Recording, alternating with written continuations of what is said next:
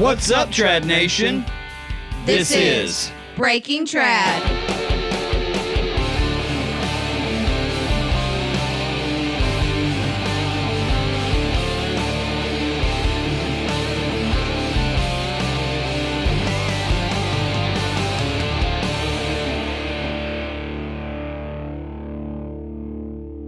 All right, welcome. That had a little growl in it. All right, welcome back to another episode of Breaking Trad. I'm Alan. Why So Angry? And I'm Matt. It always has a growl in it. You're Amanda. Send help. Yeah, Amanda. I'm Amanda. I'm here. Present. And I'm Brittany. And I'm Alan. No, wait. We can't do Macho Man, whatever again. No, please don't do that. You mean Randy Travis? Right, Randy Yes. Travis. So another week, another episode of Breaking Trad, coming off the Howard Hill train. Yup. Very exhausted. Yeah, still train. every day at about 7:00, I'm crawling into my chair and don't crawl out till like 5:30 because Amanda likes to leave me in my chair all night long. I try to get him out of the chair. He's like dead to the world. He does not. It happens. You guys excited about our guest today? I know Brittany is because she's still over there looking at his She's still stuff. shopping.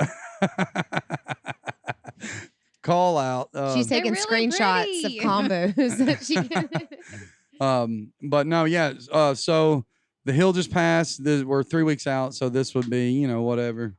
I know it's confusing. It's confusing for me, confusing for everybody. We don't have to go into it, but it was a pretty incredible time. I enjoyed myself. I'm sure you guys did too. We had some new guys come in. Mm-hmm. We had Justin and Donnie show up. They had a good time. Yep. But then we got some new blood to show up. The McAvoy. The McAvoys. Yup. Did. And it only took 30 targets. I doubt it took 30 targets, but I'm just going to say 30 targets because the first round, I walk out. I think I come off the four-wheeler, and then I look, and so Brittany's standing closest to me. Kim is standing behind her, and she goes, "Hey, I think she's hooked." And I look over, and Kim's like, Just shaking her head. she got the bug. And I'd also like to point out that Brittany, our own Brittany Reno, won the ladies shoot down. Congratulations. Wait, 300 big recurve, ones. right? Recurve, yes. This is the second shoot time. down. This is the second time you've been up there, but in two different circumstances or two different categories. Yeah, she Mhm. went from In Rhonda's place. luck of the Yep. draw last year to winning the whole dang thing. What? I don't take compliments very well. Yeah, she's like dying in her chair over there. And then Alan No. won first place Shh. and men's recurve and no. that shoot down. Yes, he did. It's okay. Matt won what? You got second. And Rhonda's luck at the draw. Rhonda's luck of the draw. That's a fat 50, ain't it? Or Yeah. fat $100. And the $100 men's? bill. Yep. There you go. My mom took Rhonda's luck of the draw, won her a new bow. Yeah. Yes, she did. Well, our And whole crew. Kim also Kim Oh, tied yeah. for second, but Yeah. fell short in the shoot off. And walked Still. away with a And walked 50. around. Yup. Yep, she sure did. and our crew like racked. The up. whole Breaking Trad crew killed it this week. See what happens when you listen to Breaking Trad? Yeah. You can't help but to have some of the, I'm going to call it luck, rub off on you a little That's bit. what it is. It's luck. But all right, so we're going to move on to our guests, ladies and gentlemen. Mr. Mike Roberts of Stock Trail Archery is on the phone with us. How are you guys? How are you doing today, man? Doing real good. How you doing? Doing great. Good. So I'll tell you, I don't think I've ever heard as much laughing going on in a podcast as y'all do. You guys are having too much fun over there. I know. it's a good time. I think that's what interests most If it people. wasn't fun, I wouldn't do it. Right? You Exactly. should There be you out go. on the There you course go. with us. It's a hoot. Right. Or a lot of hollering. Yeah, there's a bunch of ding. Like you can. We'll be what? We'll end up in groups. Like we'll have to split up because there's just too many of us. Like in our big group to go out together, and so we always end up a couple of groups behind, and you can't see each other. So we're just screaming dinger through the course. Like if it was a compound shoot, like we would have been kicked out. Yeah, Yeah. that's for sure. You'd definitely be kicked out on that one. So, definitely. So at least we know who's doing all the hooting and hollering. Yeah. Right. Yes. You'll hear dinger, and then the other group will yell herd. So, Mike, the first time we met you in Kentucky at the Trad Fest, yeah? That's correct. Actually, that was the first time I ever made it down to Trad Fest, actually. Us Really? too. That was our first time. We're first timers. And Yeah, I heard a lot about it, and just, it's just never been really on the schedule. It's one of those where it's trying to fit everything together. And, Oh, absolutely. we understand. I don't get to run around to all of the shoots like y'all do. You're like the busiest bunch of people I've ever seen, but I don't get to make it out to all the shoots. But you ought to see our. I gotta take a breather at some point and shot down there. Somebody's met camera, up with some. I'm sorry, Mike. Hang on 1 second. Somebody's camera just went off. Yours. Yeah, it's yours. You got the bag cord, I think. It's running. It's saying 557, Oh. 558. Oh, you're Mine's still running. going. Mine's running. Mine says it's running. Yeah, they're all running. They're just screaming. Does Everybody mine show recording? me? Yeah, yours Yeah. shows you. I don't know. Sorry. Mine doesn't show running anymore. Yeah. Nope, Matt's isn't running anymore. Oh, there it's running now. Weird. Welcome back to the show, Maddie. Hello. I heard it through the conversation. I heard beep beep beep. The camera went off. Sorry, Mike. Sorry, yeah, I didn't mean to cut you off there. Yeah. Absolutely. Apologize. Just some faulty. No, We're gonna it's keep all an eye good. on that. But no, yeah. So you ought to see our calendar, man. We have a calendar set up, and we have people for different shoots and different shoots loaded on the calendar, and then we have like this week is a last minute decision. We just come from, like we said, Taney Hill, and then We were out there a whole week. I was out. Yeah, we was out there all week long, and then Wow. and then ended up we get in, and we've already booked our room for Pensacola, Florida, for the following weekend, which is this weekend, headed to the Yeah. IBO Trad World Wow. No, not Dang. Trad World. Championship. Championship. I'm sorry, Traditional Trad. There you go. See how booked up our calendar is? We can't even keep up with it. It's cold. No. And then we feel bad because we make so many friends, and they're like, "I hope you're all coming to this shoot." But we're like, "Well, we already told. Are we committed to go to this one?" And like we hate telling people no, we can't come. Like hang out with Right. everybody. Yeah. We just want to be I- everywhere. Yeah, I get the same. I'll get a lot of folks asking, if I'm coming to this shoot or if I'm gonna be set up at that shoot, and it's like, no. It's the answer is no a lot, Right. because it's a tough juggle, Yes. I mean, it's a tough juggle sometimes. And you gotta work the production, don't you? I mean, you gotta get the number. You gotta get them out there, right? Yeah, that's it. It's hard because it's like, if you get, you show up at a shoot. If you're behind schedule and you show up at a shoot, and you see people that are waiting for a bow. Oh yeah. Oh yeah. It's like, you got some tap dancing to do, but sometimes they don't understand. Well, so that's a good Yeah. segue. You own and operate Stock Trail Archery and making custom bows. Correct. You're an avid bow hunter and also a member of the United Bow Hunters of Illinois. That is correct. So That's plenty. That's plenty for me. It's a lot. It's a lot going on. yeah, for sure. Yeah. Yeah, I've been basically with Sock Trail. I mean, I've been building.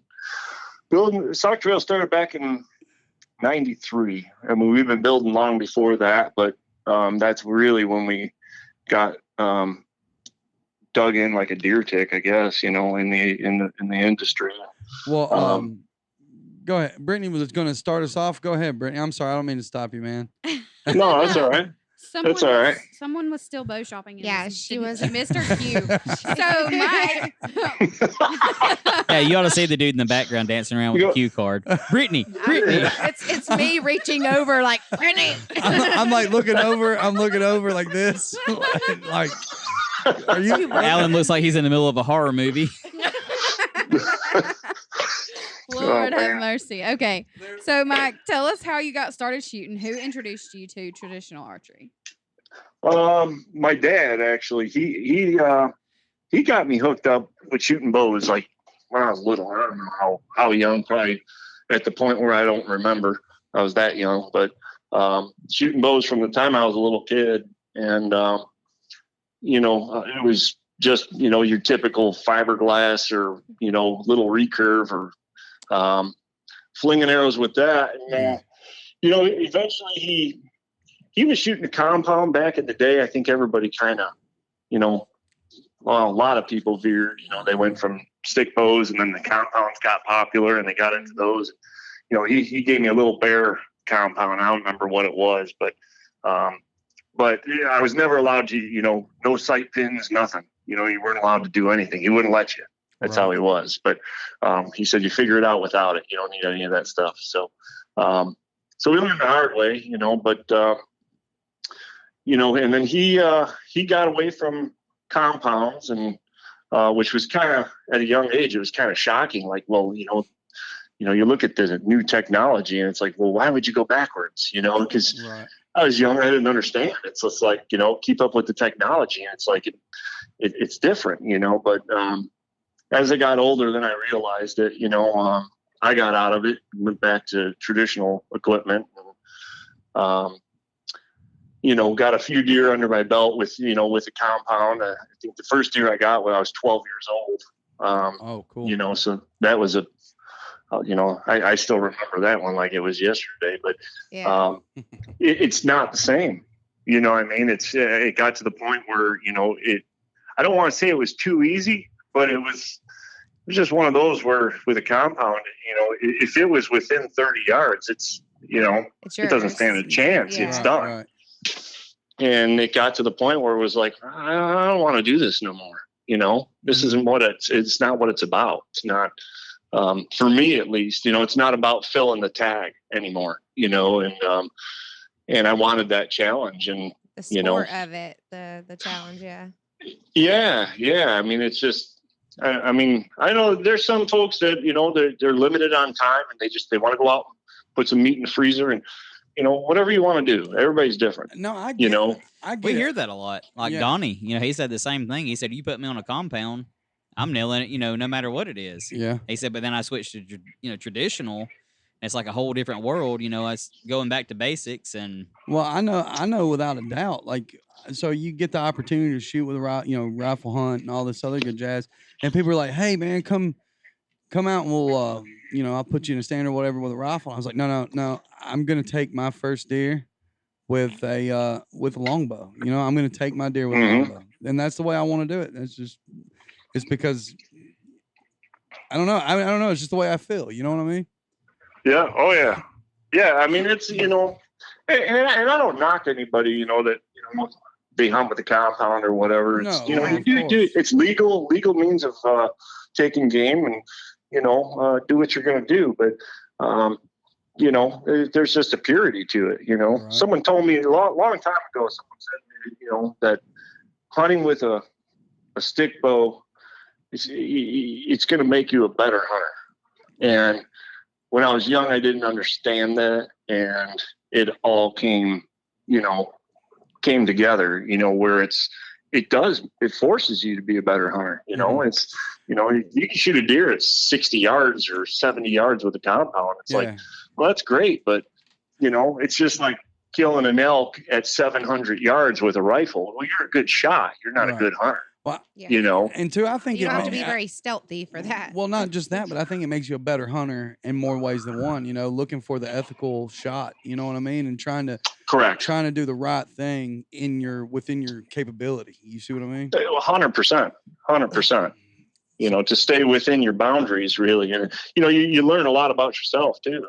About where you're at with things. Is if you're a stick bow guy, or new to stick bows, and you go out hunting and it's about filling a tag, you'll learn where your ethics are real quick. Right. Because you're just, I've seen it, guys just flinging arrows at animals, and it's like, man, you can't be doing that. It's not what it's about, and if that's where you're at, you're not ready yet. Right. But yeah, I got started as a kid with bows, and then, in the late 80s, I'd say mid 80s is when my dad, Jerry Roberts, he got into building bows. He bought a kit from Bingham Products, which they just supply bow building equipment materials, and and he bought a kit from them and the book and everything. And I still have the book that he bought. You know, it's covered with glue, and it's just it's nasty. You know, it kind of tells a story. You know, Yeah, I for see the sure. struggle that happened with that book. You know, but and I have the first bow he ever built. And he passed away 7 years ago. So I got the two important ones. I got the first bow he ever built. And I got the last bow he ever built for himself. There you That's go. awesome. So That was really those are the good ones right there. Right, for sure. So, but yeah, he started in the mid '80s, and then I just watching him do it. I was kind of I was intrigued, you know, immediately. You know, I was that kid that was good at taking things apart. Understood. And then it's just a big mess and you throw it out because you don't know how to put it back together. But this was the opposite. It was, you know, you're making the parts and then you're putting it all together. So I kind of dove into it head first, and you know, right out of high school, I came in and I was building bows full time right out of high school, and it was over the past years, it's been a heck of a ride, man. A lot of changes, you know, but, you know, I did get out of it, not out of it, but we merged. We used to have a retail store. So we had a storefront and everything it was just an all traditional archery shop. Really? And that's all we carried in there was traditional products. And then, you know, trad bows and stuff. And we ended up merging with another outfit not far from us. You know, they had a shop and they wanted to expand into traditional archery, and their location was better than our location type of thing. And it was a pretty good deal we worked out. But long and short of it, it didn't work out too well. The original owner of the place passed away, and things kind of went south at that point. So we pulled out, and when we pulled out, we didn't have a storefront no more. We didn't have a shop, so all we had was, you know, the bow shop. And there really wasn't enough in it for both of us. So, you know, I told him, I said, told my dad, keep it going. I'll go do something different. And I got into making furniture, I was building furniture for a long time, and still tinkering with bows too, you know. But I don't know. Furniture isn't where I wanted to be, I guess. But I mean, furniture's cool, but you know, not as cool as a stick bow. Right. So Exactly. that's it. So, but yeah, it's definitely been an interesting ride with that for sure. Well, Definitely. so that's when you started like the Sock Trail bows, like that. Once you got through building furniture, or is Sock Trail something that like is that your dad's company? Yeah, that's. Or is that one that you came up with altogether? Well, so is it like two different things? Well, my dad's the one that came up with the name, you know, and really what Sock Trail is, a lot of people don't know. Well, there's not far from us, there's actually a road called Sock Trail. But the actual Sock Trail, it's an old Indian trail that ran from, it came down from like Green Bay, Wisconsin area. And it came straight down through Wisconsin, through Illinois, through the northwestern Indiana, and up through Michigan, all the way to the Detroit region. You know, so it was an old Indian trail that came down, and it's like we're right smack in that trail where we're located. And there's just always been a fascination with Native American, you know, past and everything, and just culture. And it's just unbelievable. I mean, it's fallen by the wayside, but I mean, a lot of people forget about it. You know, especially in this, you know, younger generations now. It's, you know, I mean, I don't know. See, I mean, right there, that tells you exactly where I'm at, because I call them Indians, and you're not allowed to call them that anymore, apparently. But you know, so hope I didn't offend anybody, but you know, but that's really where the name originated from, and it's just really cool information about the Sock Trail, you know. See, I'm gonna have to go like do research. I love I'm a history person. I love it. But like you're right. Like I think about like our kids could not even fathom that people lived off the land like the Native Americans and Right. like they did that, it would blow their mind. Like my daughter loves to get out there and try to like play, like fire starters, start fires, and make her own like shelters. But she gets to go inside and play with a tablet and sit in the air conditioner right after. Sure. Like Yeah. I don't think that she could ever fully grasp that concept. But, Yeah. That's all of the generations now, man. These young generations, it's like, if they can't pull it up on their iPhone or something, it didn't exist. It's they'd rather see what the Kardashians are doing rather than what actually happened and how we got here. Exactly. And it's sad. It is It's sad days right now. Yeah. But I mean, I see it. I see it all the time. I mean, you probably know it's just in traditional archery alone. People forgot. I really think people forgot where it began.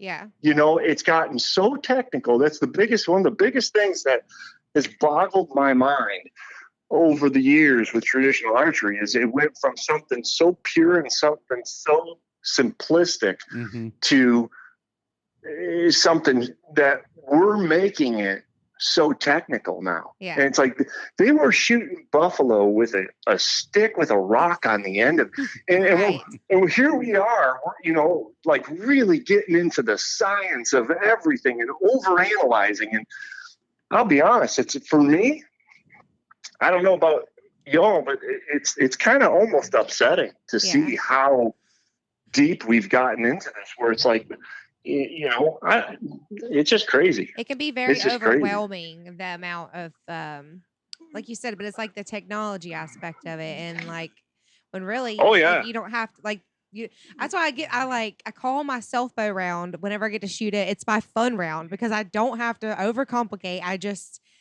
put a wooden arrow on there, pull back, my string and just fling it and cross my fingers and hope that it hits the target. I literally have no method to the madness of when I'm shooting my primitive, just fling it. Well, even still in all things, even in like primitive man, there was technology.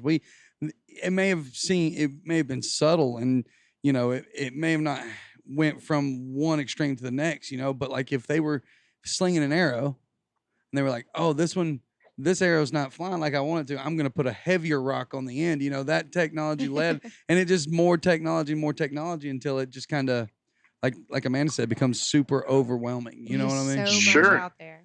Sure. I mean, it can, and realistically, it's not even. I think it's the people. Really, I think it's the people. I mean, it's, social media is a great tool, and it is a tool. I mean, it is what I look at it as. But you see the posts all the time. Guys will ask, throw a question up. They'll get 126 different answers. And you think that guy's not confused? Right. Oh, yeah. Absolutely. There's just so many different ways. It's, everybody has their own thing. That's why you can't really listen to what somebody else says. You just kind of have to get out there and shoot until what feels right for you and what works for you, and not overcomplicate it. And that's the thing is like people will do a million different things. You know what I mean? And even trying to find the right thing.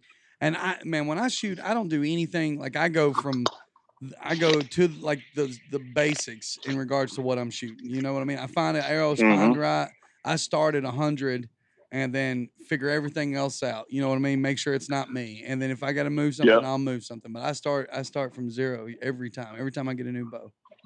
See, now I'm like the opposite of that, where I'll get a set of arrows and I really like this set of arrows. They just aren't flying perfectly out of my bow. Yeah. I'll take that bow out to the shop and grind that sucker down until they do. That's it. So I'm determined to make them fly good out of that bow. Like a bow barber. For my own personal bow, that is. Right. For my own personal bow, but and I found too, like they got this chart on here and it's very misleading, the chart, because it doesn't take into consideration like draw length and it doesn't evaluate weight on the back end of that extended draw. You're talking about like when you're looking at spine charts and stuff? Yeah. And so, and that can be super misleading because I'm running 35 pounds with a 29-inch draw and I'm shooting 700s. You know, that by the chart, that's like sacrilege. You see what I'm saying? Yeah.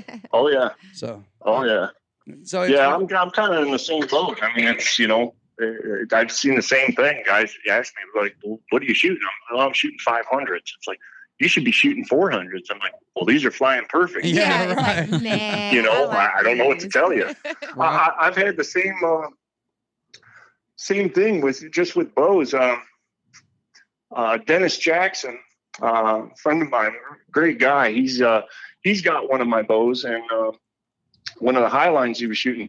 I saw him at one of the shoots. We got together and did some shooting together. And, I was looking at his bow and I told him, I said, "Hey, Dennis," I said, "that brace height is really low, man." He goes, "No," he goes, "I think it's perfect." I said, "Well," I'd twist that thing up. And he was shooting lasers out of that bow. And I want to say he had that brace height set at least 1.5 inches lower than what I run mine at. And I'm looking at it going, that just looks weird. But he was shooting lights out with it. Yeah. So how can I tell him, no, you have to change it? Right. If if it works, then leave it be. Let guys be with it. Don't try to change things for folks and try to steer them into your direction when that's your direction. Right. I'm with that, and like I said, I just try to think like every bow I get, it's 35 pounds. So I got this new ILF bow, and when I put the limbs on there, I wasn't getting what I wanted. My arrows weren't flying like they were supposed to, but I knew in my head that if I was at a 35-pound weight on the draw, on the fingers or whatever, then these arrows should be flying right. So I tinkered until that thing started slinging darts. You know what I mean? I think I do the bow compared to the arrow. Yeah.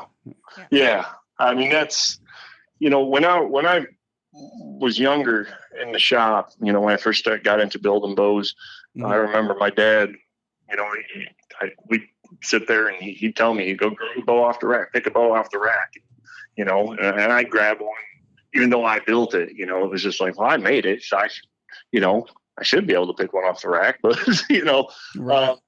So I grabbed a bow off the rack and we had a bucket of arrows.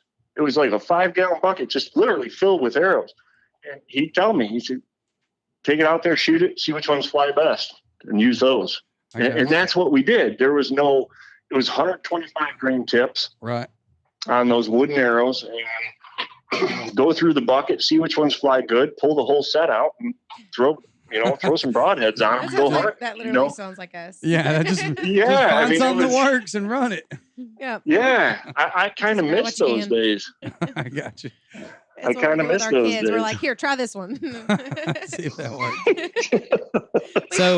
So when we met you, you and Tim came up and was telling us about the United Bow Hunters of Illinois. Tell us about the organization and what its goal is. Wait, say it again. You broke up for a second there. Can you hear me now? Yeah, I can hear you now. Everybody. Yeah, it's like Verizon. Can you hear me now? I can hear you now. So when we met you, you and Tim came up and was telling us about the United Bow Hunters of Illinois. Yep. Tell us about the organization and what its goal is. Well, United Bow Hunters of Illinois, it is the state's only all-traditional archery organization. Oh, yeah. And it was founded in 1995, and their push and their goal is to promote and preserve traditional archery throughout the state of Illinois.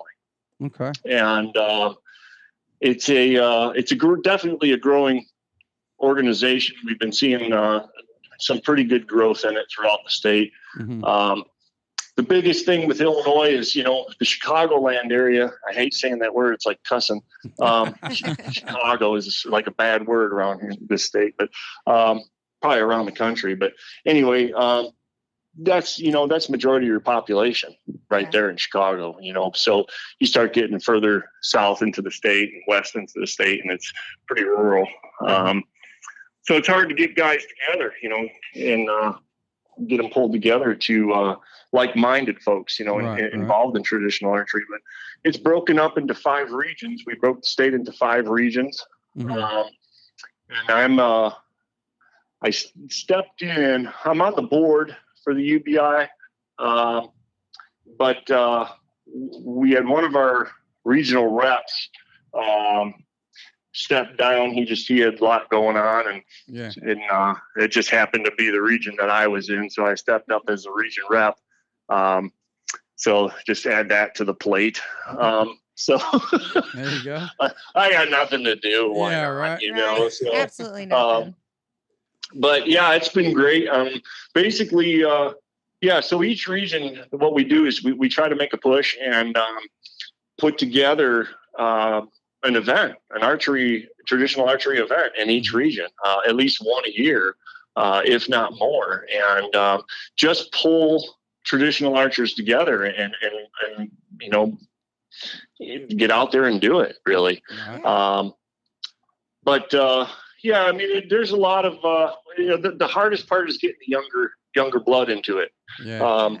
You know, as we talked about earlier, you know, it was this younger generation. It's, you know, if there's not an iPhone or an iPad involved in it, they don't want anything to do with it. And it's sad. I believe that's a parenting thing too. But put a stick in their hand and let them play, man. Yeah. You know, get them out there. But they might cry a little bit at first. They're gonna cry a little bit at first, but when they really get into it, they'll cry like we do when we can't find arrows and things like that. So, speaking of which, I'm down to one. Time to call you're up. Never supposed to admit that. Yeah, no, it's okay. I mean, I only started with 2. So. But the thing that she's most proud of is she still has one. Yeah. I would definitely be proud of that. I would definitely be proud. See, what I do is when I'm down to one, I pop my quiver off my bow and I carry it separately so nobody knows. So. Yeah, there you go. Well, I carry mine on my back, and I carry everybody's arrows. Amanda and I are kind of like arrow caddies. We're the pack mules, is what I say. Yeah. They all throw their stuff. Don't worry about the quiver. workload. Just pack the mule. Yeah, that's exactly. Well, man. Well, listen, man. I think we're running around 32, 33, something like that. So our time, we're running out of time. But I do have one more thing, or 2 more things, and sure. But so real quick, tell me about, you know, we spoke yesterday, about the resin bow, and you know, I mentioned the bow about the eye with the eye in it, and I was like, man, that was awesome, yeah. And you're hooked on that. You really just want to keep that going, don't you? Well, no, I thought it was funny because it was very like a very natural, genuine response when you told me about. Okay, so here's the thing. Tell the story. That's the thing. So about 3 years ago, we my friend Mike Dryfout from Dryfoot, he does wood stabilizing, and resin risers and stuff for bows. And so about 3 years ago, when we were kind of messing around with some different materials and stuff, you know, we got some buckeye burl, and he had mentioned, he says, well, you know, what do you think about doing, you know, triple dyed? And I says, I don't know, it might look cool, you know. So he triple dyed this buckeye burl and stabilized it. It's a long process. I won't get into the whole thing, but anyway, he ran this material out, and he brought it to the shop, and he goes, here you go, man. He says, look at it. And I looked at it, and it was compared to the photo that you're seeing, this material was pastel colored. Okay. So it was like Easter vomit, is what this looked like. It was just bad. It was pink and, you know, I mean, just all pastel colors. And he goes, you got to put this in a bow. And I said, nope, I'm not doing it. I said, absolutely not. He says, man, he's like, come on, it's going to look cool. And I said, I refuse. I'm not putting that in the bow. I don't want to spend my time doing it and then just have people going, what the hell is this guy doing? So I refused to do it. Well, customer ended up buying that material. And this guy was actually, he got into building some bows in his garage and, you know, fiddling around with that. So he bought the material and he was going to build the bow himself. Right. And fast forward, that material went out the door. Fast forward, and I'm at Kalamazoo in January, this past January, and I'm in the booth, and the guy shows up there, and he's got a box. He says, "Hey, Mr. Roberts," he said, "I want you to build me a 58-inch Medora longbow. Here you go. Don't screw it up." Is exactly what he said to me. He didn't say screw it up, but I'm not going to say it. So anyway, he handed me the box, and I opened the box, and sure enough, there it is again. That he calls it unicorn puke. It just haunted me. Came back 3 years later. It came back to my hands. Now, there's a lot of bowyers out there. A lot of people could build a bow, and dang nice bows. And I'm still wondering why he couldn't have just brought it to someone else. So, and I'm telling you, It makes you wonder if somebody put him up to it or something. It could have been. He's like, "Hey, I bought this from this guy 3 years ago because he said he would never use it." Yeah, right, exactly. It was like karma coming back. Yep. Boy, I'll tell you, man. Never say never. Hey, but Exactly. So I got stuck with it. And the funny thing is, South Cox, he was right across the aisle from me. uh-huh. Yeah. And I called him over. I said, "Hey, South, come here for a minute." And he comes over, and I showed it to him. I said, "Take a look at this." And I open it, and he goes, "What the hell is that?" And so I said, "I know. It's a long story, man." But he was laughing. He goes, "Well, good luck with that one." He goes, "Make sure you send me pictures when you're done." So, Well, but I think it turned out. I think it was like pretty solid, man. It was pretty a good looking bow. So is it on Instagram? Because I can't find it. I don't know if it was. I seen it on Facebook. Facebook. it's on Facebook. I don't know if I put it on Instagram. I don't know why. If it's not on there, I don't know why I didn't. But The girls, yeah, the a few girls are people doing it pointed again. out. Yeah, a few people pointed out, like on the comments, they said it looks like an eyeball on the side of it. Yep. And I was telling you, I never noticed that. I just, I built it. And I guess from my perspective, I didn't see it until someone said that, and I went back and looked at the picture, and I thought that does look like an eyeball. Well, you know what I thought of? You should have called it something Lord of the Rings, like.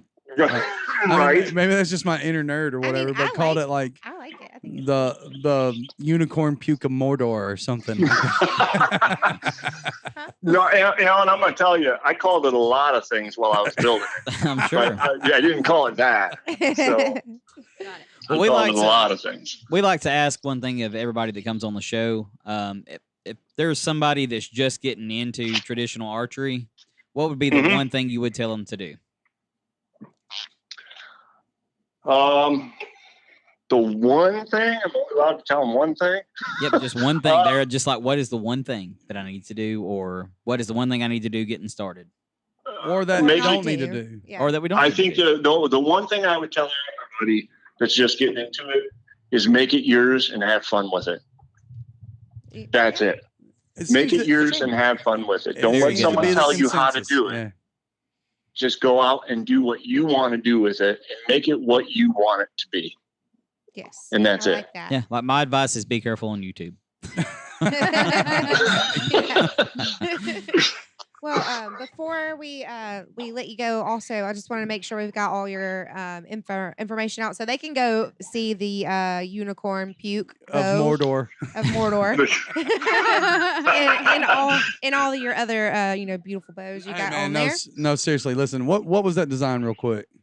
Like the model of the bow, That was a Medora longbow. Medora longbow. And I'm telling you, man, great work. I think it was awesome. I think it's cool. I Thank think you. the pink red parts look super cool. Looks like Yeah, I really like that. The Love Brad that. Paisley bow. fire.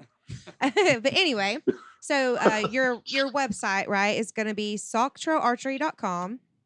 Correct. They can find you on Facebook at facebook.com/socktrailarchery and on Instagram at socktrailarchery, all together. That is all correct. Awesome. All correct. So y'all go, if you're listening, go check out Mike's bows.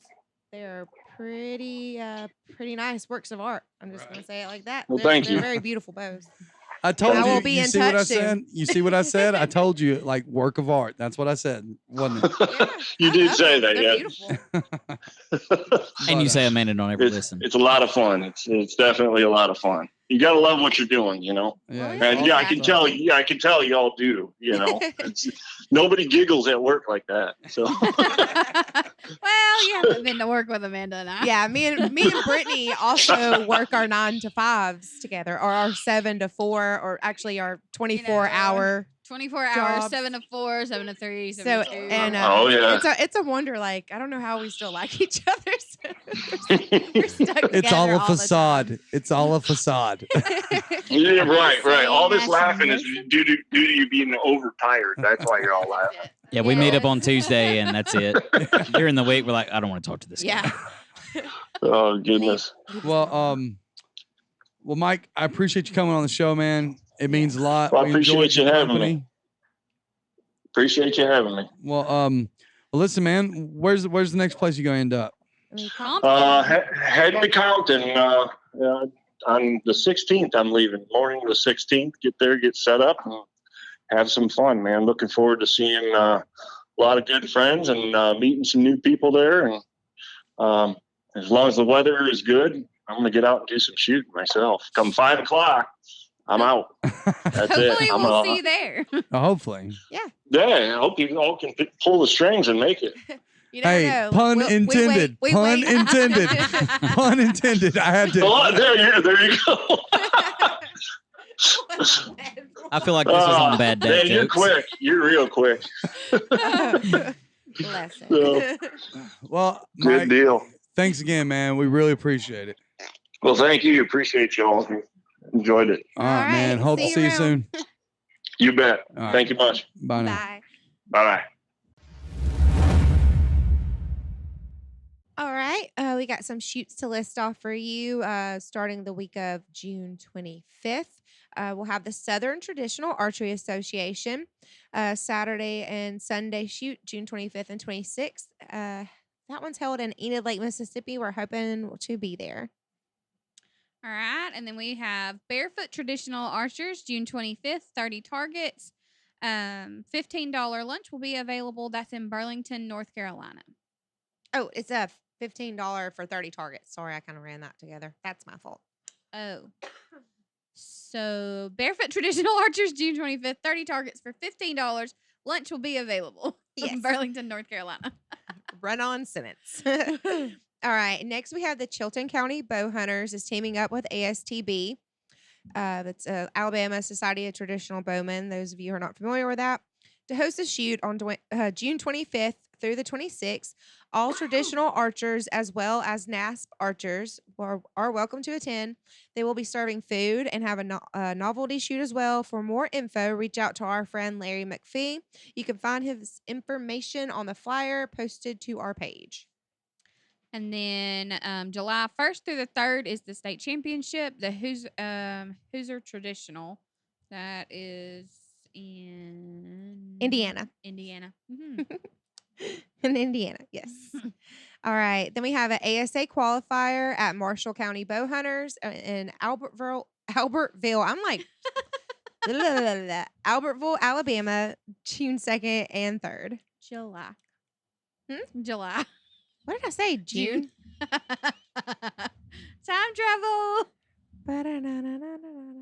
All right. Jefferson County Bow Hunters ASA qualifier July 9th and the 10th.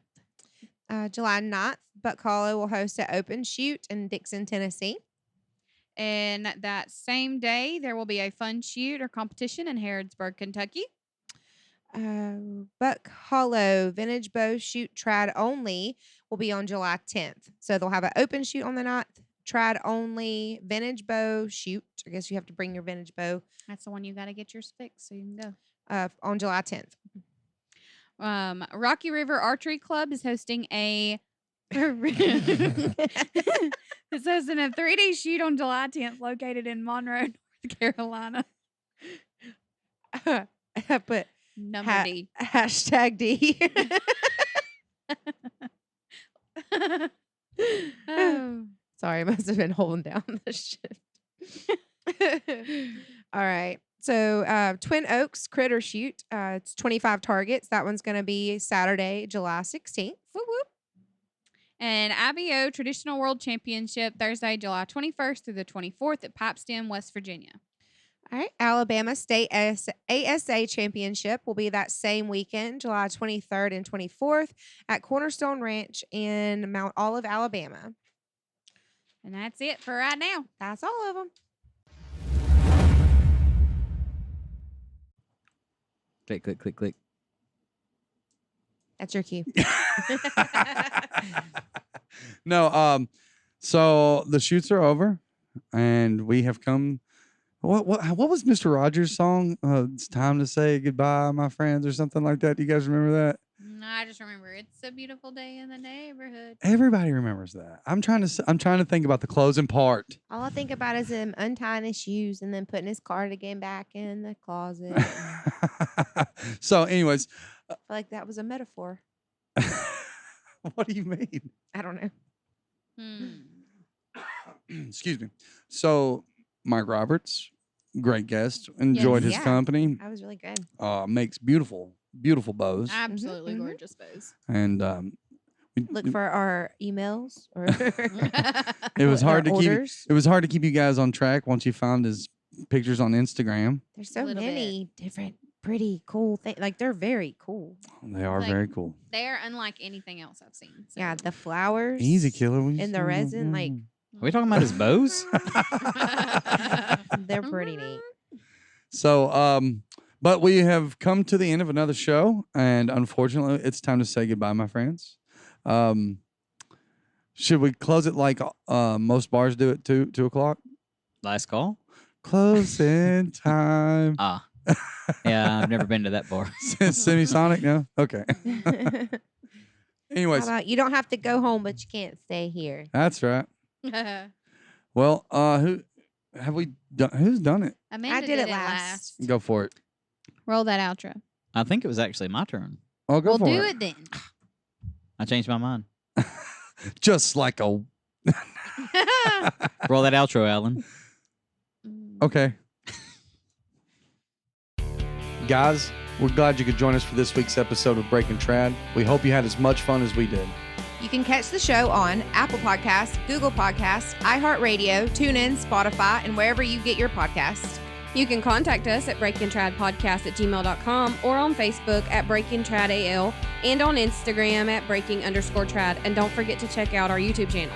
Remember to subscribe and follow us. That way you'll get notifications every time we drop a new episode. Join us next week, and remember, Make every shot count.